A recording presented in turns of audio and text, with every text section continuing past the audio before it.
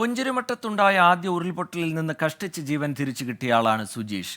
പെട്ടെന്ന് മരം വീഴുന്ന ശബ്ദത്തോടെ മലവെള്ളം തന്നെ അടിച്ചൊഴുക്കുകയായിരുന്നുവെന്ന് സുജീഷ് നടുക്കത്തോടെ ഓർക്കുന്നു. സഹോദരൻ സുകേഷിനെ നഷ്ടപ്പെട്ടു. വീട് പൂർണ്ണമായി തകർന്നു. ഇപ്പോൾ ഡോക്ടർ മൂപ്പൻസ് മെഡിക്കൽ കോളേജിൽ ചികിത്സയിലാണ് സുജീഷ്. പുഞ്ചിരിമട്ടം സ്വദേശി സുജീഷ് അദ്ദേഹത്തിൻ്റെ അനുഭവം പങ്കുവയ്ക്കുകയായിരുന്നു. ആദ്യം ഉരുൾപൊട്ടി ഉണ്ടാകുന്ന അപകടത്തിൽ തന്നെ അതിൽ അപകടം പറ്റിയ ആളാണ്. അദ്ദേഹത്തിന് നല്ല പരിക്ക്, കാലിൽ പൊട്ടലുണ്ട്, കൈയുടെ ഞരമ്പ് പൊട്ടിയിട്ടുണ്ട്. അദ്ദേഹം ഡോക്ടർ മൂപ്പൻസ് മെഡിക്കൽ കോളേജിൽ ചികിത്സയിലാണ്. ആ ദിവസം എന്താ സംഭവിച്ചത്? ആ സമയത്ത് ഞങ്ങൾ നല്ല ഉറക്കത്തിലായിരുന്നു.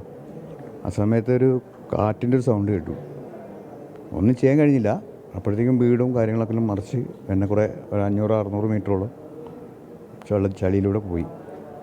അവിടെ നിന്ന് എന്തോ ഒരു സാധനം പിടുത്തം കിട്ടി, അതിൽ പിടിച്ച് വലിച്ച് അങ്ങനെ തല മാത്രം പുറത്ത് കിട്ടി. പിന്നെ എന്തൊക്കെയാണ് ഞാൻ ചെയ്തതെന്ന് എനിക്ക് തന്നെ അറിയില്ല, ഓർമ്മയില്ല. പിന്നെ കുറേ കഴിഞ്ഞപ്പോൾ നമ്മൾ അയൽവാസി ഒരാളുണ്ടായിരുന്നു, അതിലെ ഓടുണ്ടായിരുന്നു. എൻ്റെ ഒച്ച കേട്ടിട്ട് അവർ ഓടി വന്നിട്ട് എന്നെ വലിച്ച് കയറ്റി കൊണ്ടുപോയിരുന്നു. പിന്നെ അനിയൻ വീട്ടിലുണ്ടായിരുന്നു. അനിയൻ പിന്നെ അപ്പുറത്ത് കൂടെ പോയി വന്നുണ്ട്. രാവിലെ വീട്ടിലുണ്ടായിരുന്നു. അനിയനെ ഉറക്കത്തായിരുന്നു. പിന്നെ രാവിലെയാണ് അനിയനെ അപ്പുറത്ത് ചൂരമല നിന്നിട്ടാണ് കിട്ടിയെന്ന് പറഞ്ഞത്. വീട് പൂർണ്ണമായി പോയി. ഈ ശബ്ദത്തോടെ ഇങ്ങനെ കുതിച്ചെത്തുന്നത് മരം വീഴുന്നൊരു ശബ്ദം പോലെയാണ് കേട്ടത്. ഓടൊക്കെ പൊട്ടണ, കറണ്ടും കാര്യങ്ങളൊന്നും ഉണ്ടായിരുന്നില്ലല്ലോ. അപ്പോൾ ഞാൻ മരം വീഴുകയാണെന്നാണ് ഞാൻ പ്രതീക്ഷിച്ചിരുന്നത്. അതിൽ ഞാനൊന്ന് ഇങ്ങനെ ചുരുണ്ടിരുന്നു. അനിയനെ വിളിക്കുകയും ചെയ്തു. ആ ഒരൊറ്റ വിളി വിളിക്കണത് എനിക്ക് ഓർമ്മയുള്ളൂ. പിന്നെ അപ്പോഴത്തേനും എന്നെ ചളിയിലൂടെ കൊണ്ടുപോയി. ഞാൻ ആ പുഞ്ചിരിവട്ടത്ത് പോയിരുന്നു. അത് പഴയൊരു സ്ഥലമല്ല, പാലോ. നമുക്കത് ഏതാണ് സ്ഥലമെന്ന് തിരിച്ചറിയാൻ പറ്റാത്ത മേലുള്ള വീടാണ് എൻ്റെ വീട്. അതിൻ്റെ മേൽവശം ഒന്നും സംഭവിച്ചില്ല. ആ വീട് സംഭവിക്കാത്ത ആ വീടിൻ്റെ താഴെയാണ് എൻ്റെ വീട്. അവിടെ നിന്ന് ഒരിക്കൽ കയറുന്ന ആരും പ്രതീക്ഷിച്ചില്ല. മുകളിൽ നിന്നാണ് പൊട്ടിയടർന്ന് വന്നത്. പൊട്ടിയടർന്ന് വന്നതും അവിടെ നിന്ന് തന്നെ പുഴ തിരിഞ്ഞു വന്നു എന്നാണ് പറയുന്നത്. പുഴയിലൂടെയല്ല ഒഴുകിയത്. തലേ ദിവസമൊക്കെ നമ്മൾ 24-ഉം അതുപോലെ മറ്റു ചിലരൊക്കെ അവിടെ വന്ന് കണ്ടിരുന്നു. ആ തോട് മുഴുവൻ ഇങ്ങനെ നിറഞ്ഞു കവിഞ്ഞൊഴുകുകയായിരുന്നു. ആ ഒരു ഭയം എപ്പോഴും ഉണ്ടായിരുന്നു.